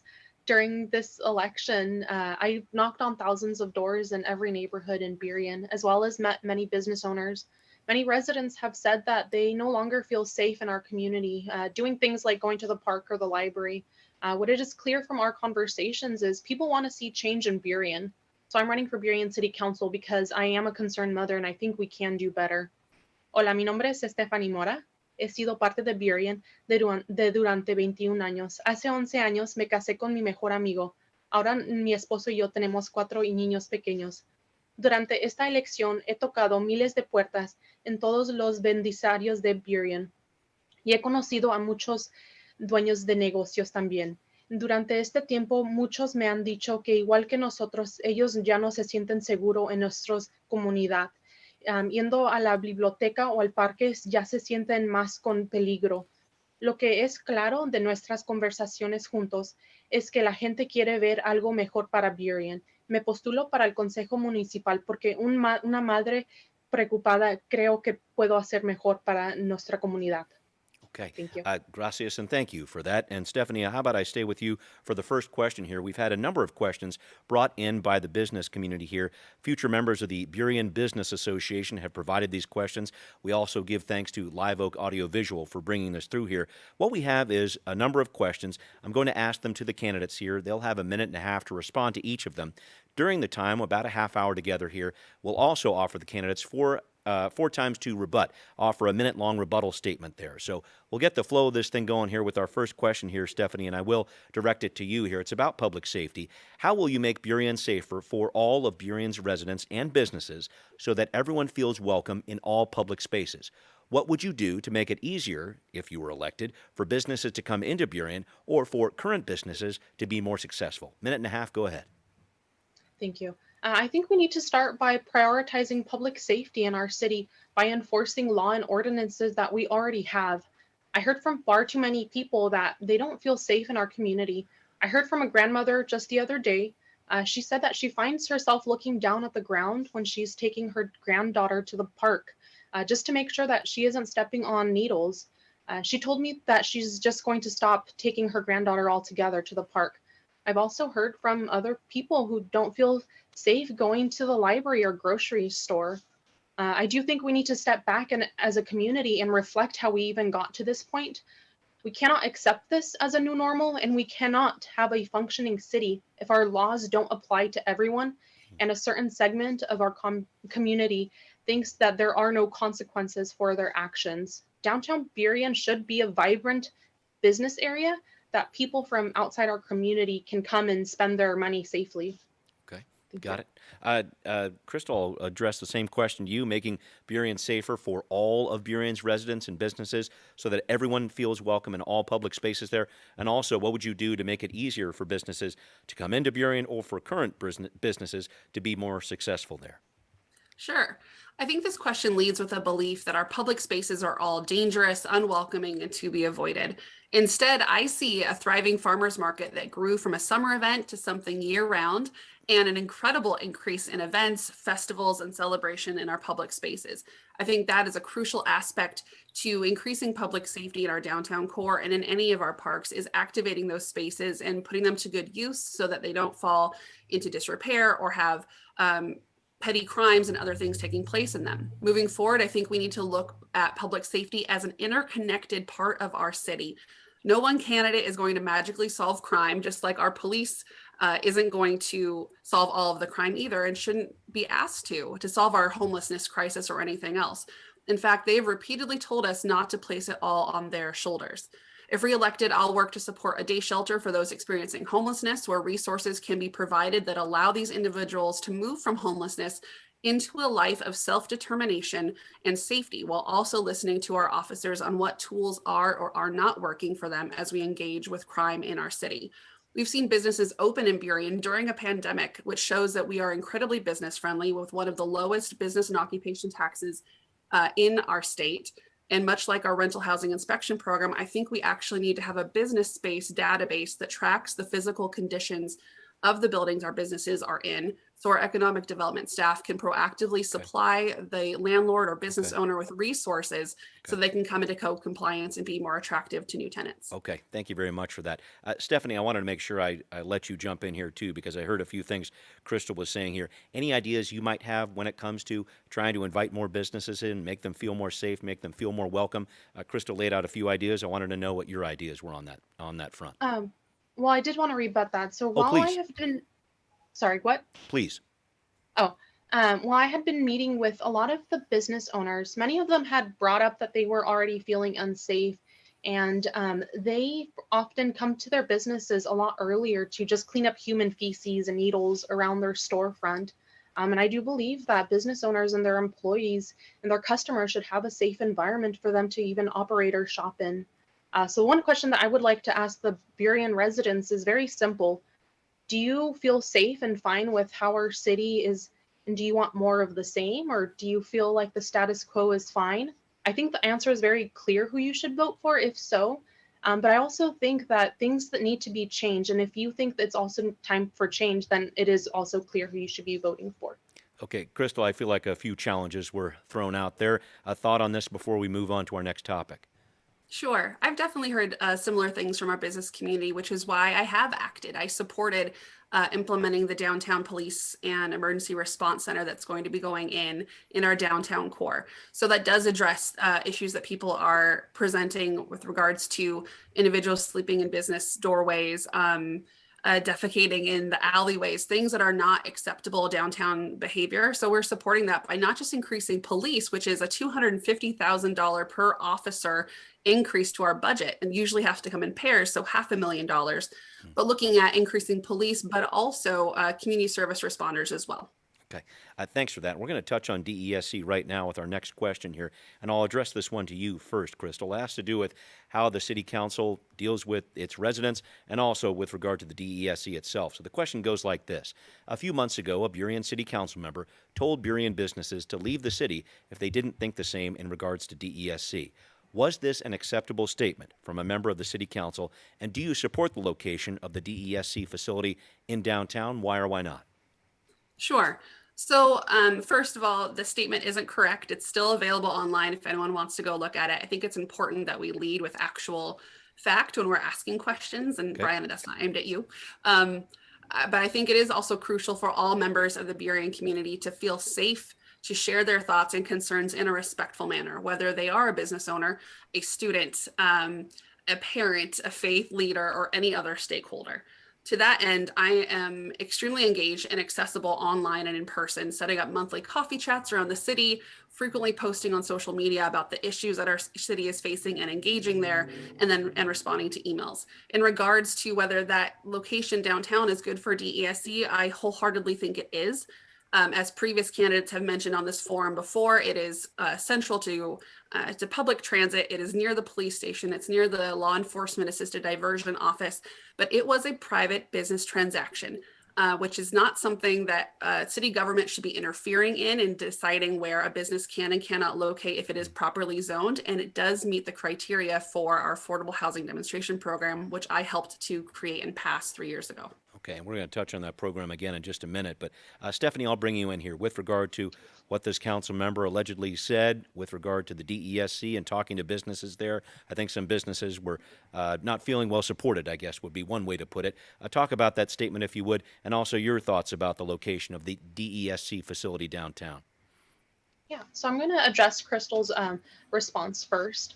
The one problem that I see with her words and her actions is that they don't often match. In a public setting like this, she says she's supporting Burien businesses, but for example, she attends a meeting with Empresarios Unidos and Latino businesses during one of the DESC approval processes, and she tells those Latino business owners to their face that the concerns they have about crime are just BS. That was a direct quote, although she used actual words. From people that were at the meeting, were the ones that reported this to me.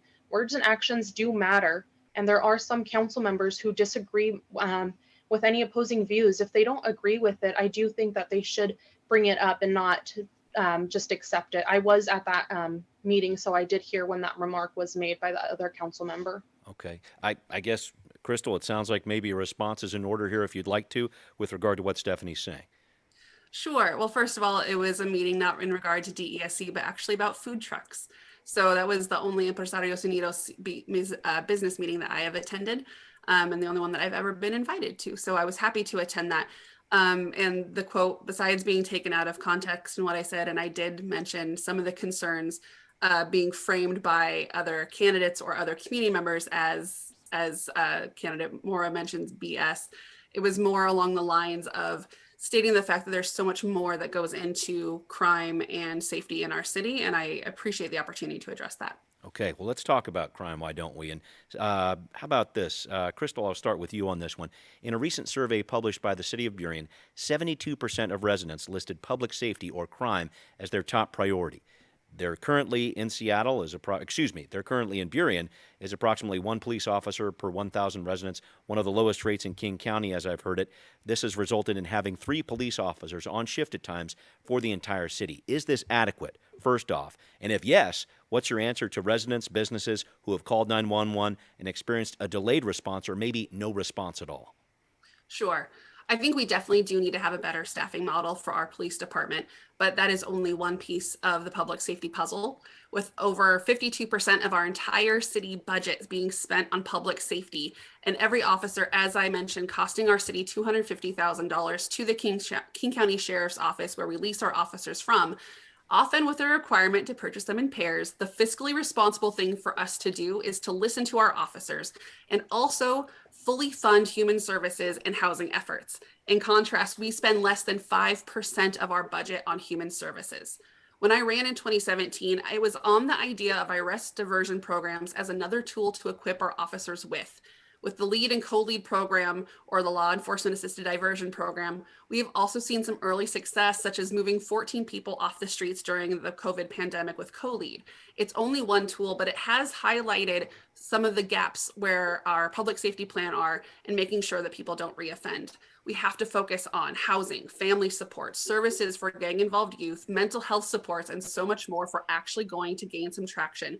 This will decrease our police response time and address the root causes of these crimes that we're experiencing by providing supports, resources, and tools to impacted communities that are begging for more support as these issues bubble up before they commit a crime. Okay, Stephanie, your thoughts on this with regard to what people are saying in the community on these surveys about public safety and crime, and also the officer numbers out there, the levels of officers in Burien. It's a concern for a lot of people. And then finally, this idea of what residents and businesses are saying about calling 911 and getting a delay or maybe no response at all. Your thoughts on this?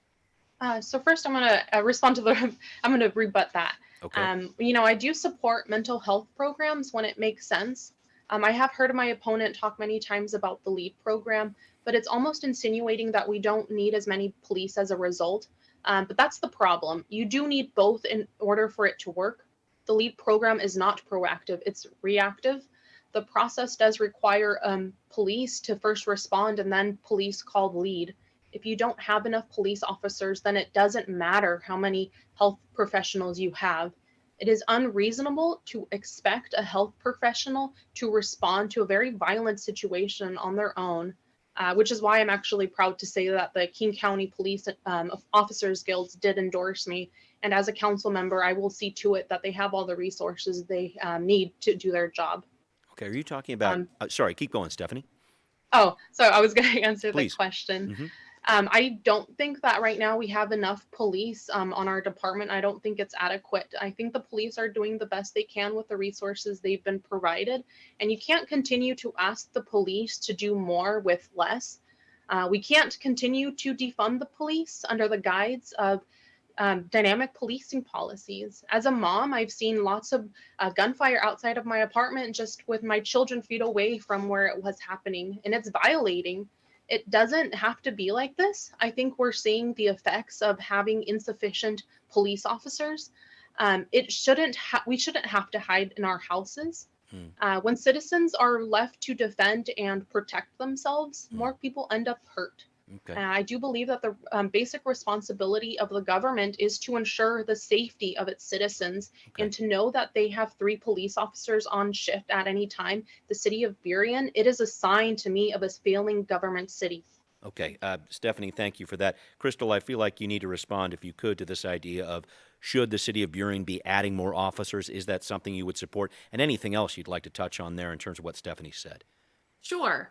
I think there's a misconception my opponent has on what the LEAD program is. As someone who helped bring it to Burien and sits on its policy coordinating group board, LEAD is not only for police response. It is one aspect. It's what we start with. It's also for community referrals, starting with the business community. And it's something that is being rolled out in Burien.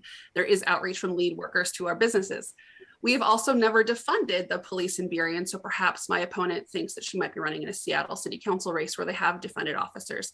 In fact, we currently have funding for 4 or 5 more officers on our roster than we have currently, but the King County Sheriff's Office has had a hard time recruiting those officers, and Burien has helped in the recruitment efforts. I think it's really important to, again, lead with the facts and not with hearsay, and that's something that I have repeatedly tried to do while on council. Okay, Stephanie, last thought on this before we move on to the next topic, please. Oh, no, thank you. Okay, fair enough. Stephanie, I'll start with you then on this final question here. This decision to include DESC in Burien's affordable housing demonstration project did have some controversy behind it.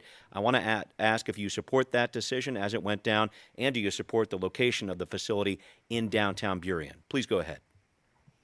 No, I actually don't support DESC, nor do I support the location in the downtown Burien area. For a year, I actually witnessed a Highline family sleeping in their car because they had nowhere else to go and they didn't want to end up being split up. So I do support actual affordable housing that will house our community families who are currently struggling and homeless. Being a Latina woman who has struggled with homelessness while being pregnant teen, I know that we need to do better to find solutions for affordable housing for all areas of homelessness. But if we're going to be demonstrating affordable housing and giving tax breaks and zoning to developers, let's give it to affordable housing that can demonstrate how to help families in need from our community. Got it. Stephanie, I want to make sure you respond, though, to the idea of homeless people. It sounds like affordable housing is one piece of it. Is there any other piece of it that you'd support or programs you could think of that might be similar to DESC in its response? I would support something that would help families that are homeless and maybe they're addicts, but they can't qualify for DESC just because they have children with them. So I would support something that would be for all families. Okay. Thank you for that. Crystal, a similar question to you with regard to DESC and Burien's Affordable Housing Demonstration Project.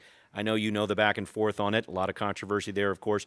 Your thoughts on that decision as it went down, and do you support this location downtown? It sounds like you do. Let's go into this a little bit more, please. Sure. Well, yes, I was one of the yes votes to approve including the DESC project into the Affordable Housing Demonstration Program, which again is a program that I voted to help create 3 years ago. And I do support the location as well. And I support this because it meets, again, all of the requirements. DESC, however, is only one program to address affordable housing, not the only program. My opponent speaks about housing for families experiencing homelessness, which is wonderful as someone who experienced homelessness as a child. But we already have Mary's Place in Burien that supports all families in whatever family structure that looks like. So there's a step in that direction. DESC is another such step that we need to take.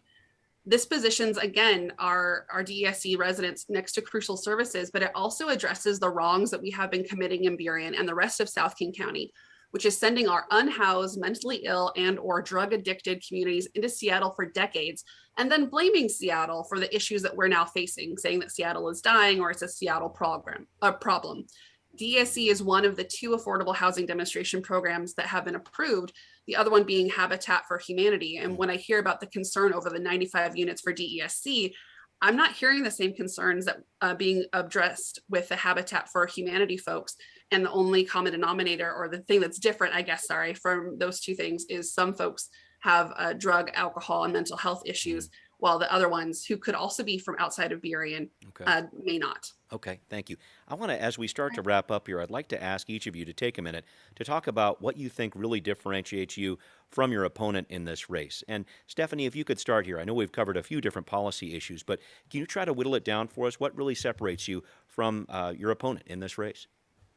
So I'm going to rebut something that she just said please. right now before I answer that. Go ahead. So I do want to say to all the residents in Burien that there is an easy way for you to cut through all the spins and talking points of DESC.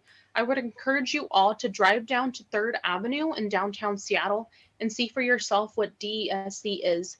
Start at King County Courthouse at 3rd Avenue and James and walk those 2 blocks north on 3rd Avenue. I did that this afternoon, actually.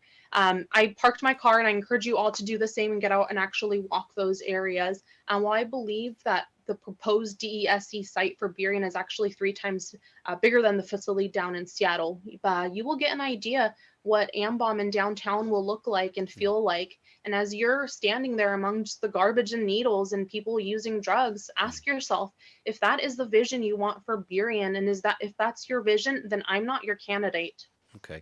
Did you want to talk about anything else that differentiates you from your opponent here before I toss it over to Crystal?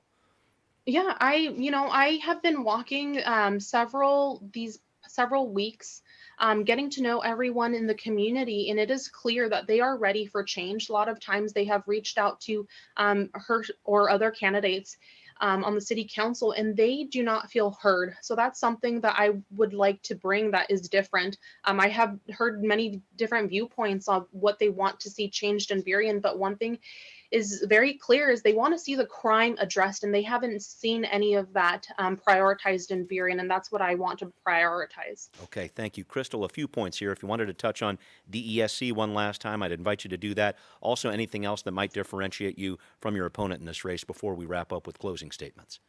Sure, I appreciate that opportunity. The DESC facility that is downtown in downtown Seattle near the King County Courthouse is not remotely like what is being proposed for downtown Burien. It's a different type of facility. It's not permanent supportive housing where someone gets to stay forever. It is also an overnight shelter coupled with housing that is there. So it's comparing apples to oranges. So again, I think that leads directly into what helps to differentiate me from my opponent. She has shared in a public forum with neighbors that she is a single issue candidate, but even so confuses things like the Department of Social and Health Services enhanced service facilities with the Department of Corrections halfway houses, and runs on an agenda of fear and misinformation, just as we just addressed. I have spent the last almost 4 years fighting to pass tenant protections and COVID-19 hazard pay, all while working directly with students, faith leaders, workers, and other leaders across the region. My decisions have been based in fact, and I have not shied away from tough conversations, such as being present at every single community forum that I have been invited to, unlike my opponent, who has refused to engage until right here and right now. Okay, a lot to cover here, and I appreciate you saying that. It is closing statement time, though. And Crystal, you're up first. Stephanie will get the final word here. Crystal, a minute and a half as we wrap up here. Thank you. I fell in love with Burien the second that we moved here 6 years ago. My husband was raised here, and although he didn't want to move back, I drove through the downtown core. I drove through Boulevard Park. My kids got out and played at Southern Heights Park, and we fell in love with the community spirit that we saw here. I decided that I wanted to help by preserving the amazing things that I saw, but also addressing the areas that we were falling short by engaging folks who don't normally have a voice in how policies are made. It is very important for us to engage our small businesses, and it is crucial, and it is a skill that I am working on where that hasn't been my strength in the past, but I'm learning to develop. However, there are more than just our small business owners here in the community.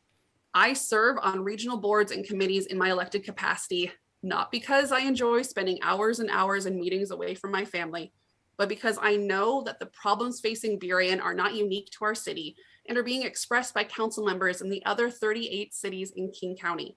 I'm committed to stopping our isolationist behavior and engaging in regional solutions based in science and fact, and fighting to protect our environment at all levels of our government, and making sure that all of our residents, not just small business owners, not just faith leaders, not just students, everyone has a voice in Burien. Okay, thanks for that. Stephanie, minute and a half as we close out here, please. Thank you. I did want to share. I actually never called myself a single issue candidate. That was a misquote for someone else that had said that about me. So I don't know why it got published as if it was something, a direct quote of mine. And I'm not a fear monger. I don't spread fear. This is actually, like we were asked earlier, 72% of our residents have this fear, and it is our reality. One thing that many things that we face here in our community today, it's very obvious from our conversations that you have the same concerns that I do, and you want to see the Burien City Council focus on the crime and neighborhood safety. That doesn't mean that other issues aren't important or they won't get addressed. It just means that right now we need to face these issues of crime and safety, and we need to restore the public's trust in our city government. And as your council member, I will focus on your priorities. It is time for change. I won't be afraid to tell you that I don't know something and I need to learn. I will listen to everyone with an open mind, and I will make decisions that are best for our community rather than pleasing outside political influences. I ask for your vote so that we can be the change that you all clearly want to see in Burien. Okay. Thank you. Thank you both for your attendance here and for taking part in this. I appreciate this. Appreciate all the candidates from the first position race, from the third position race, fifth position race, and the seventh position race. Everybody, I think, might still be online listening in, so I thank them for doing that. I thank everybody for watching and listening, too. I'll point this out as we wrap up here. If you are not registered to vote, online and mail registrations must be received 8 days before Election Day. That's October 25th. You can also register to vote in person during business hours and at any time before 8 o'clock on Election Day. As we wrap up here, on behalf of the future members of the Burien Business Association and Live Oak Audio, I am Brian Callanan, and I thank you very much for joining us here. Thank you for watching and for taking part in these candidate debates. We'll see you next time.